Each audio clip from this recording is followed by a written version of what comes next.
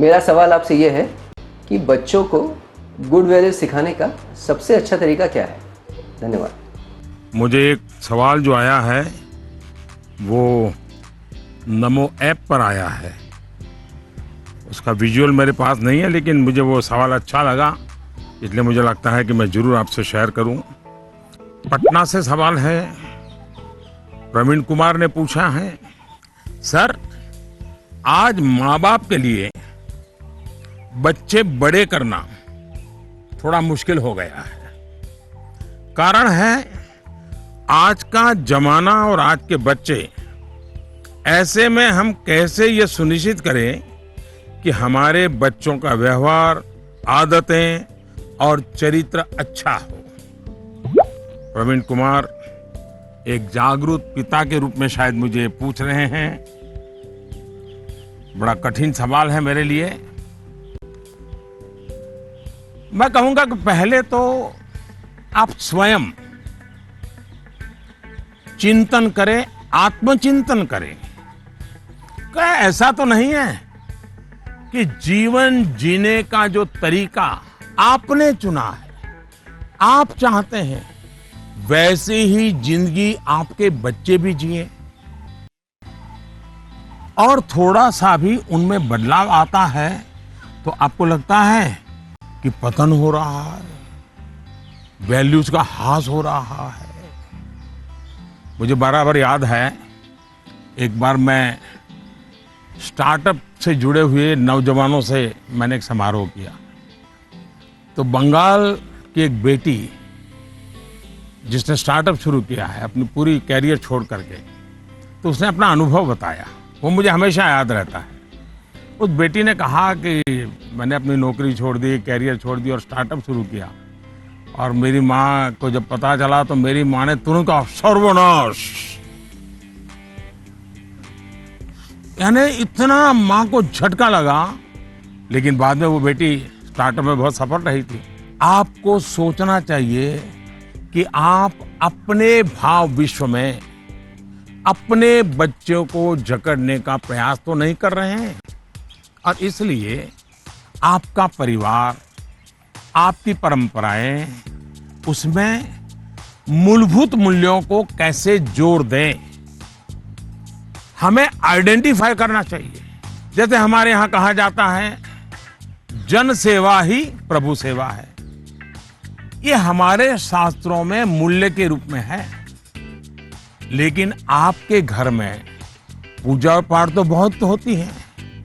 दुनिया को दिखता है कि आप बहुत धार्मिक हैं, रिचुअल से भरा जीवन है, लेकिन आप जनसेवा में कहीं नजर नहीं आते हैं। अब जब आपकी संतान यह विरोधाभास देखती हैं तो उसके मन में कॉन्फ्लिक्ट शुरू हो जाता है, सवाल खड़े हो जाते हैं, और सवाल उठना स्वाभाविक में है।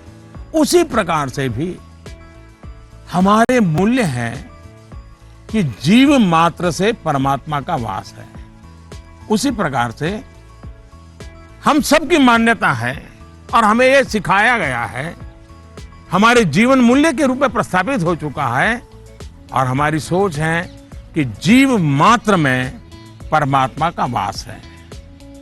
लेकिन आपके घर में जो काम करने आते हैं, झाड़ू पोछा लगाने आते हैं, लिफ्ट चलाने वाला होता है, आपको स्कूल में छोड़ने वाला ऑटो रिक्शा ड्राइवर है, क्या कभी आपने उनसे उनके सुख दुख की चिंता और चर्चा की है? क्या कभी आपने पूछा वे आपके परिवार में तो किसी को कोरोना नहीं हुआ है ना, आपके परिवार के तो सब सुखी है ना, आप जिस गांव से आए हो उस गांव में तो सब ठीक है ना? क्या आपने कभी पूछा है? अगर आप ऐसा करते तो आपको अपने बच्चे को मूल्य नहीं सिखाने पड़ते। मैं आप पर सवाल नहीं खड़े कर रहा, एक सामान्य व्यवहार की बात कर रहा हूं। कुछ लोग वाकई ऐसा नहीं करते। बच्चे का बर्थडे होता है, बहुत सारी तैयारियां होती हैं। कितने लोग अपने घर में काम करने वालों से कहते हैं कि जो भी काम करना है 5 बजे तक पूरा कर दो, 6 बजे जब मेहमान आना शुरू हो जाएंगे तब तुम भी हमारे परिवार के मेहमान के रूप में कपड़े पहन करके, अच्छे कपड़े पहन करके परिवार के सबको लेकर के आ जाना। आप देखिए, आप उनसे क्या कहते हैं, आज घर में बहुत से मेहमान जाने वाले हैं, देर तक रुकना पड़ेगा।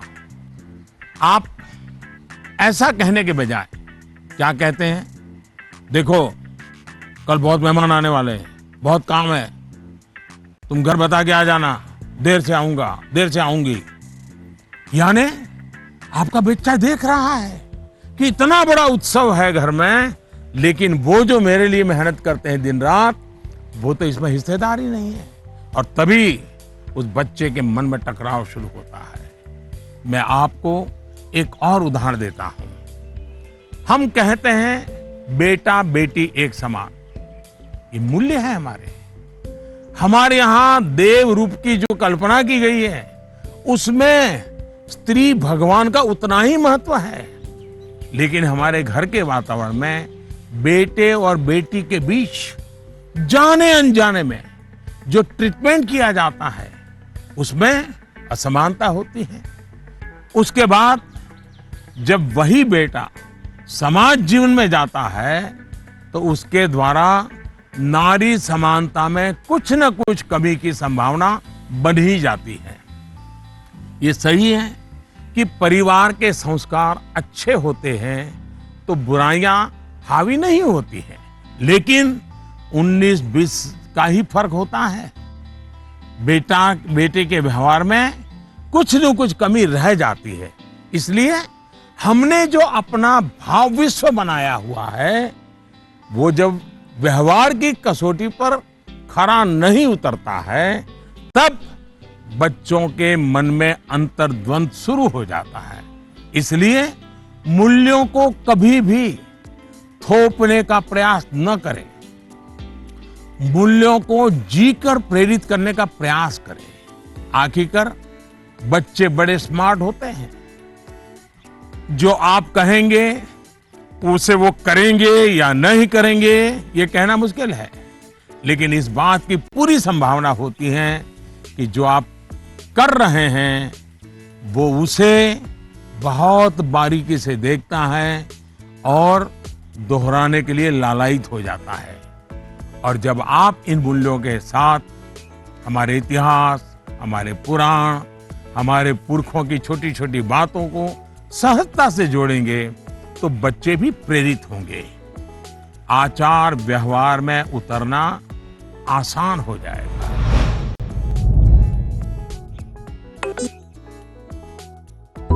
नमस्कार सर, मैं प्रतिभा गुप्ता, कुंदन विद्या मंदिर लुधियाना से। सर, मेरा आपसे सवाल ये है कि हमें हमेशा काम करवाने के लिए बच्चों के पीछे भागना पड़ता है, तो हम कैसे उन्हें सेल्फ मोटिवेटेड बना सकते हैं ताकि वे अपनी चीजें खुद करें? धन्यवाद। आप बुरा न माने तो मैं जरा इस विषय में आपसे अलग राय रखता हूं। मुझे लगता है कि बच्चों के पीछे इसलिए भागना पड़ता है क्योंकि उनकी रफ्तार हमसे ज्यादा है।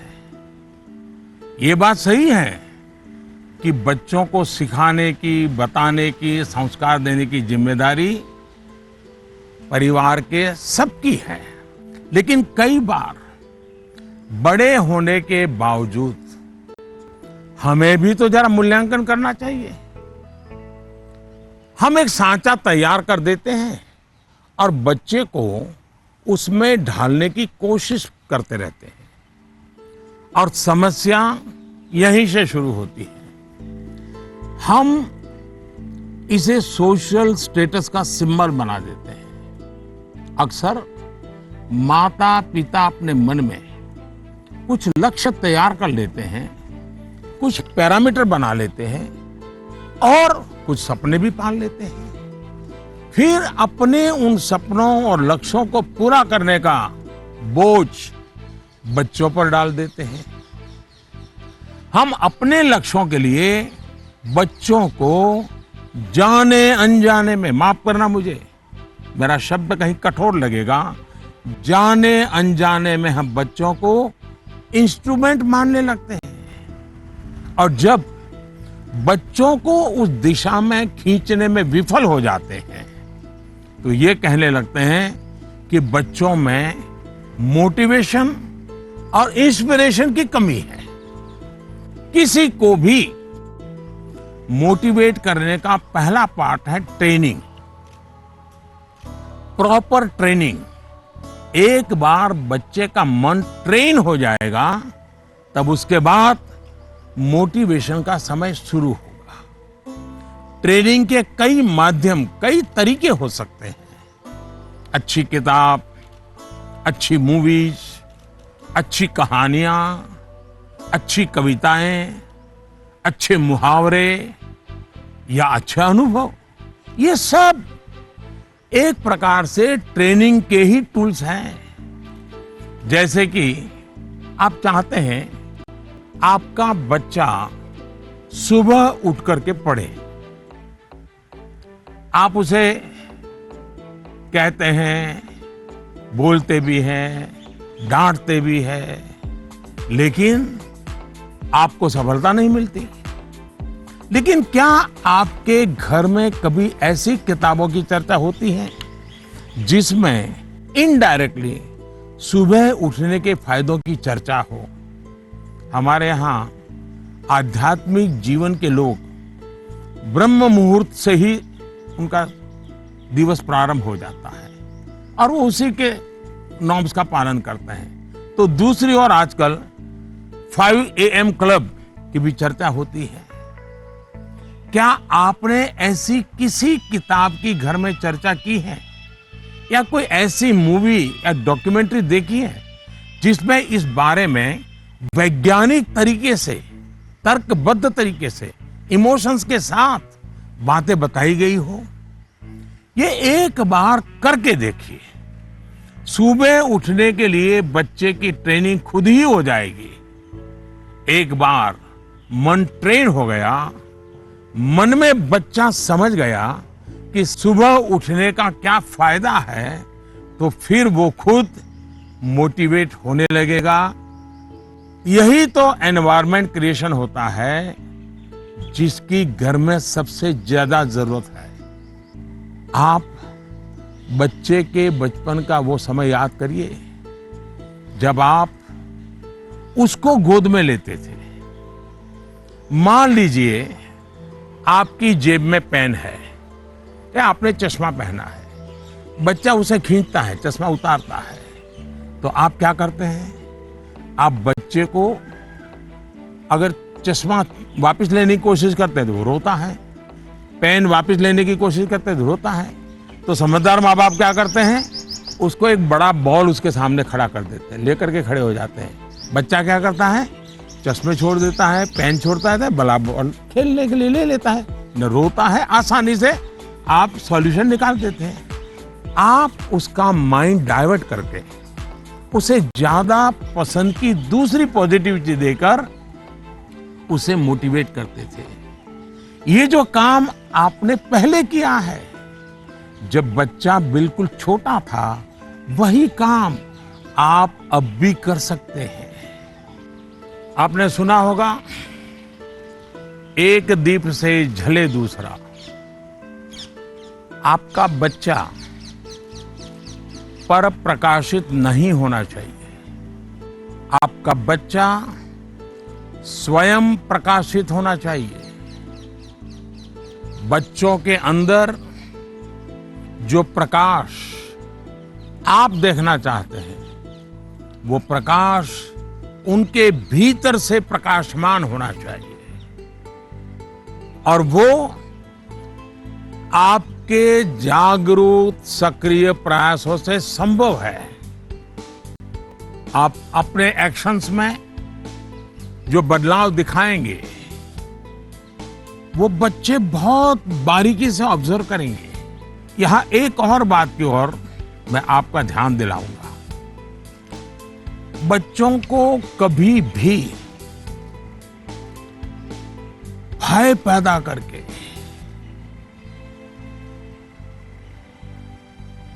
ये होगा तो ये होगा, ऐसा होगा तो ऐसा होगा, कृपा करके ऐसी कोशिश मत कीजिए।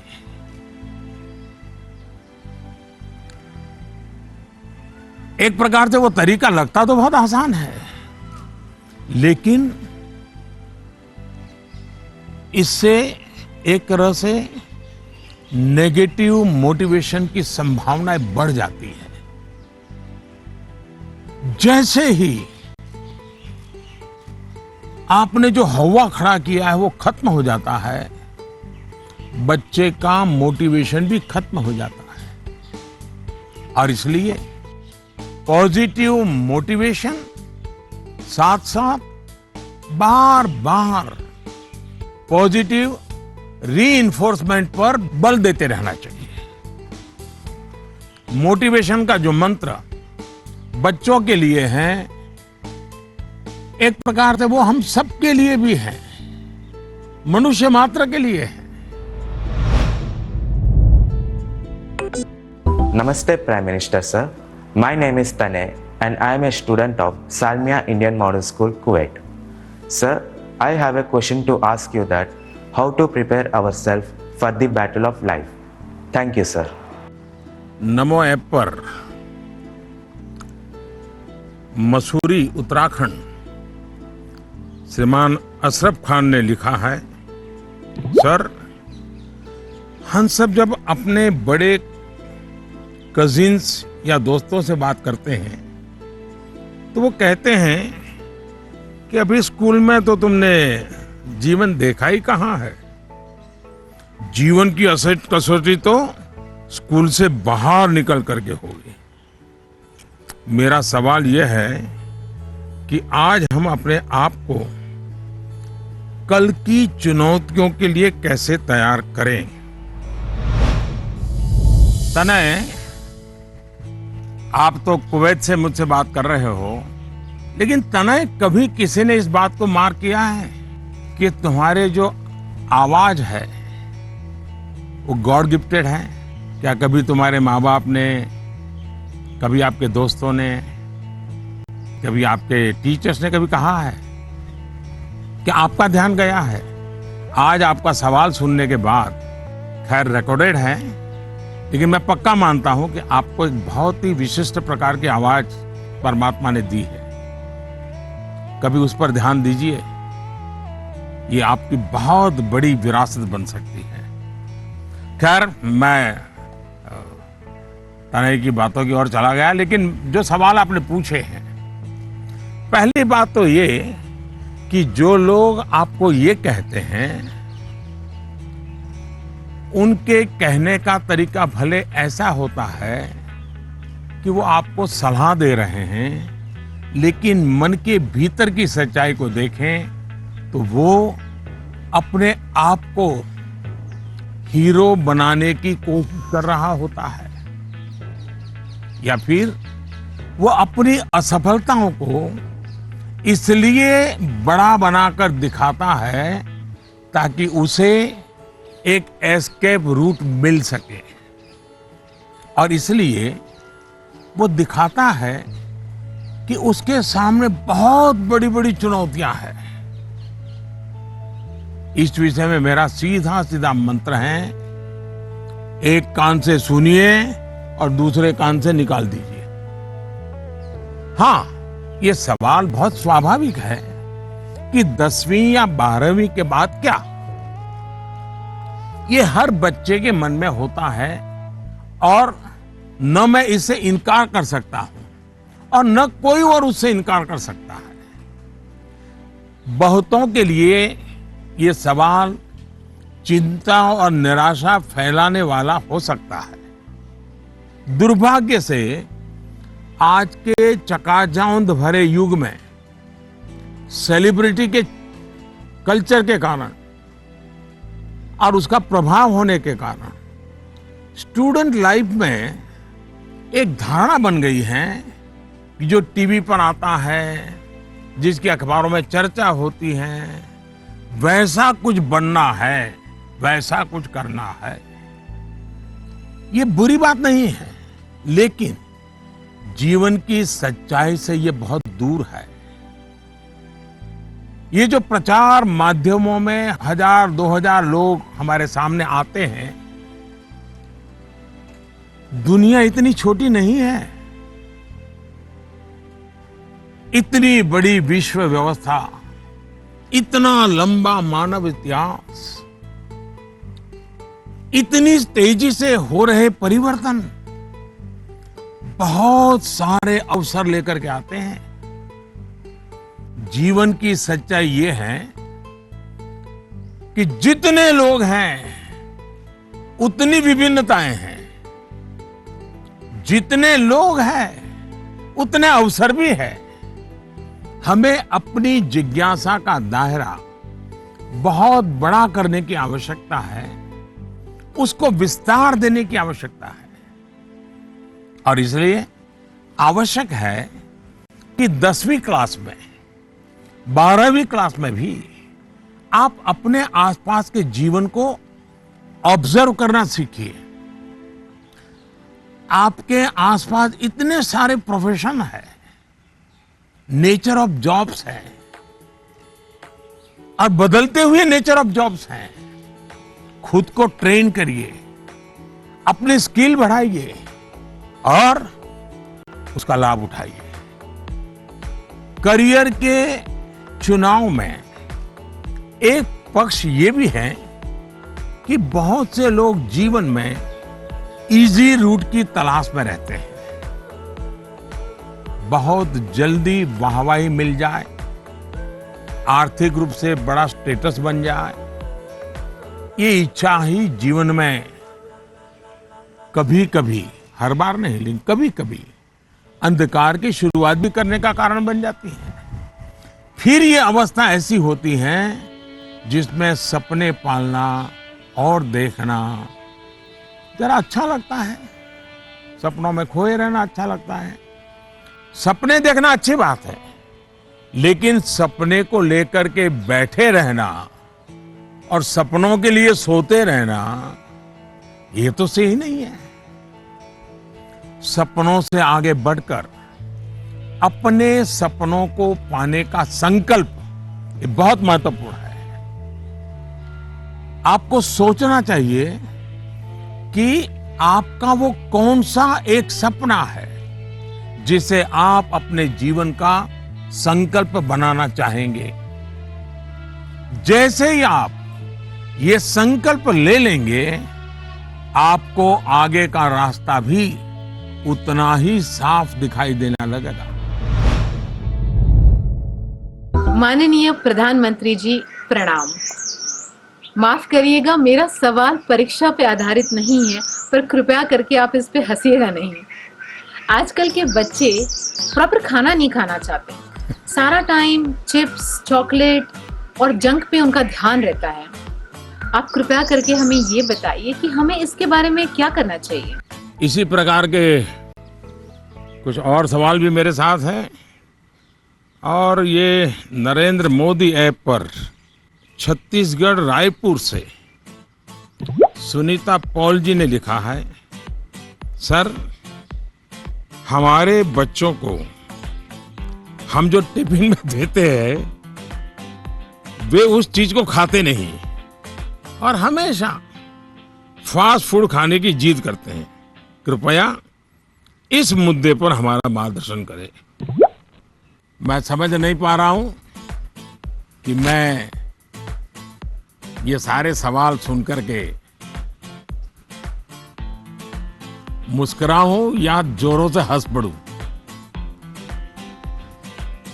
अगर इस मुद्दे पर हम मनोवैज्ञानिक तरीके से आगे बढ़े तो शायद इसका समाधान आसान हो जाएगा। हमारी जो ट्रेडिशनल खाने की चीजें हैं, मनोवैज्ञानिक रूप से उनके प्रति हम सहज रूप से गौरव का भाव पैदा करें।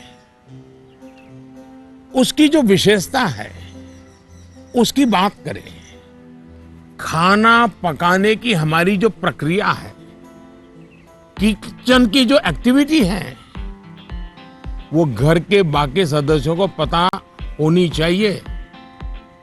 कि कितनी मेहनत करने के बाद खाना पकता है। बच्चों के सामने भी ये सारी बातें चर्चा में लानी चाहिए। कैसे खाना पकता है, कितनी देर लगती है, कितने इंग्रेडिएंट्स होते हैं, उन्हें महसूस होगा कि आखिर कितनी मेहनत का काम होता है और तब जाकर के मेरी थाली भरती है। दूसरा, आज के जमाने में खाने पीने की बहुत सारी वेबसाइट है, हेल्दी फूड की भी कोई कमी नहीं है। क्या हम इनसे भी जानकारियां जुटाकर ऐसी चीजों को लेकर कोई गेम डेवलप कर सकते हैं जो हम हफ्ते में एक बार खेल सकें? जैसे गाजर है, कैरेट, उसके इंपॉर्टेंस पर हम बोलें, उसके क्या फायदे होते हैं, क्या लाभ होते हैं, क्या न्यूट्रिएंट्स होते हैं, ऐसा करके देखें। दूसरा, हम सबके घर में जो फैमिली डॉक्टर हैं, वो डॉक्टर एक प्रकार से मित्र होते हैं। जब कभी उनका घर आना हो तो उनकी बातें पूरा परिवार सुने कि किस प्रकार के खाने का क्या महत्व है, न्यूट्रिएंट्स कहां से मिलते हैं, क्या खाना चाहिए, वो बता सकते हैं कि आपके घर में क्या प्रॉब्लम हेरिडिटरी है और उनसे बचने के लिए क्या खाना आवश्यक है। इससे भी बच्चों को फायदा होगा। तीसरा, आप टीचर से रिक्वेस्ट कर सकते हैं कि आप बच्चों में ये क्या आपको तकलीफ हो रही है, खास करके खाने के विषय में, टीचर को समझाइए, टीचर को विश्वास में लीजिए। अब देखिए, टीचर बड़ी कुशलता से कथा कहते कहते, बात करते करते, हंसी मजाक में उसके दिमाग में भर देगा कि ये क्यों करना चाहिए। और टीचर के कहने का बच्चों पर अलग ही असर होता है। हमें भी कुछ कुछ नए एक्सपेरिमेंट करते रहना चाहिए। मैंने काफी ऐसे उदाहरण देखे हैं जहां परिवार में ट्रेडिशनल खाना ही बच्चों को मॉडर्न रंग रूप में बनाकर दिया जाता है, तो उससे बच्चों में भी उसको लेकर एक स्वाभाविक आकर्षण पैदा होता है। खैर, ये मेरे सिलेबस के बाहर का विषय है, लेकिन हो सकता है शायद मेरी कुछ बातें काम आ जाए आपको।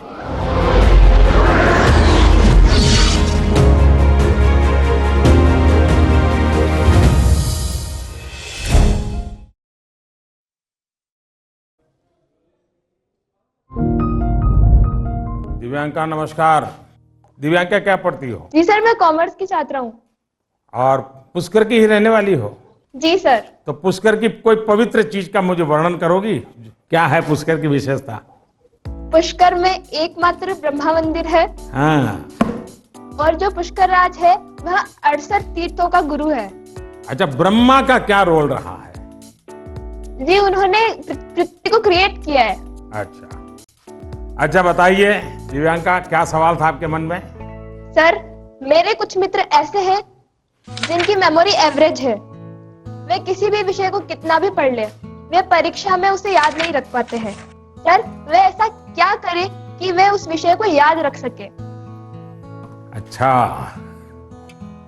तो आपको मेमोरी की जड़ी बूटी चाहिए। जी सर।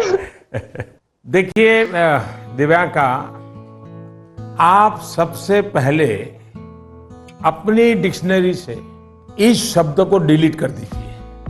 आप सोचिए ही नहीं कि आपके पास याद करने की शक्ति नहीं है। अगर आप खुद से जुड़ी कुछ घटनाओं को देखें तो आपको पता चलेगा कि वास्तव में आपको बहुत सारी चीजें याद रहती हैं। जैसे आपकी मदर टंग, या मदर टंग आपने किसी को बहुत ग्रामर के साथ पढ़ाया था क्या, सिखाया था क्या?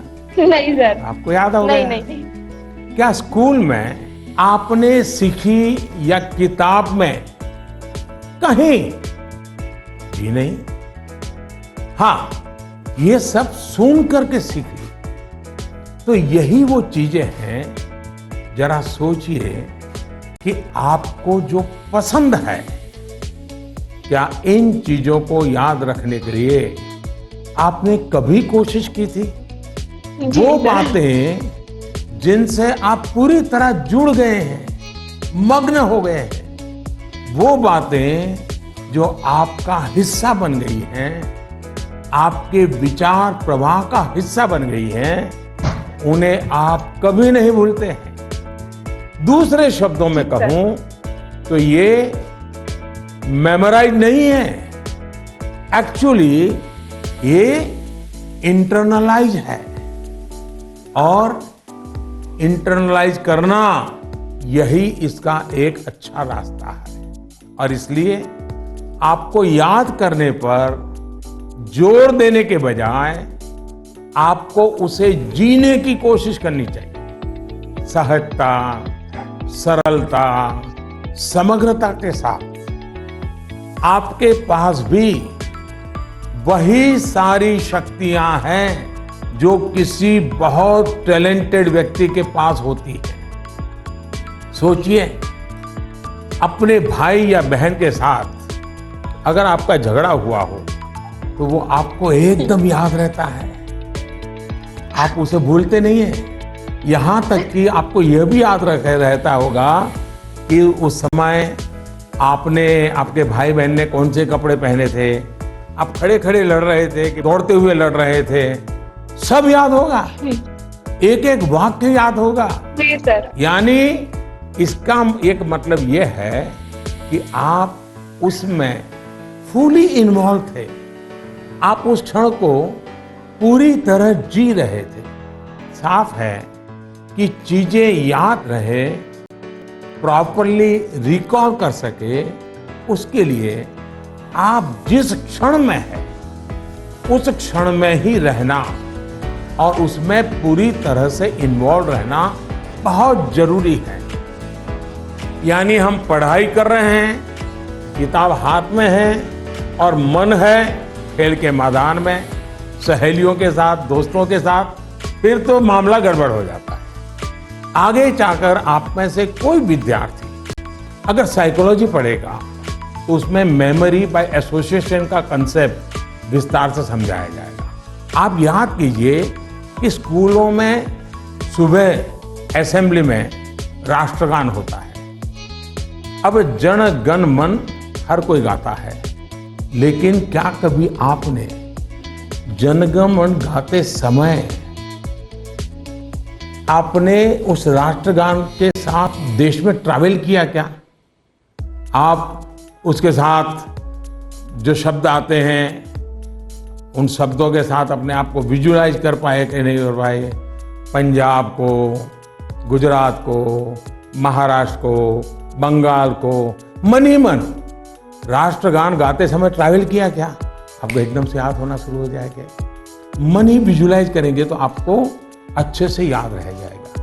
इसका तो एक फायदा और होगा, आप इस देश के साथ भी एकाकार होते चले जाएंगे। यानी इन्वॉल्व, इंटरनलाइज, एसोसिएट और विजुअलाइज। मेमोरी को शार्प करने के लिए इस फॉर्मूले पर आप चल सकते हैं। मैं आपको एक और उदाहरण देता हूं। आपके पास नोटबुक्स होती हैं, अलग अलग विषयों की किताबें होती हैं। आप जब भी घर से निकले, ये तय करके निकले कि बैग में इतने नंबर पर इस विषय की नोटबुक होगी और इतने नंबर पर इस विषय की किताब होगी। चौथे नंबर पे हो सकती है, तीसरी पर हो जाए। और आपने अगर 3 नंबर पर हिस्ट्री की किताब रखी है, 5 नंबर पर भूगोल की किताब रखी है, तो जब भी आप हिस्ट्री की किताब निकालने जाएं तो बिल्कुल आंख बंद करके 3 नंबर की किताब निकालते हैं आप। देखिएगा आपका कॉन्फिडेंस लेवल कितना बढ़ जाएगा। चलिए, मुझे अच्छा लगा, आपसे बात करने का मौका मिला और मैं राजस्थान के लोगों को भी और पुष्कर की पवित्र धरती को भी आज यहाँ से नमन करता हूँ। परवाह देश की, सोमवार से शुक्रवार रात 10 बजे TV9 भारतवर्ष पर।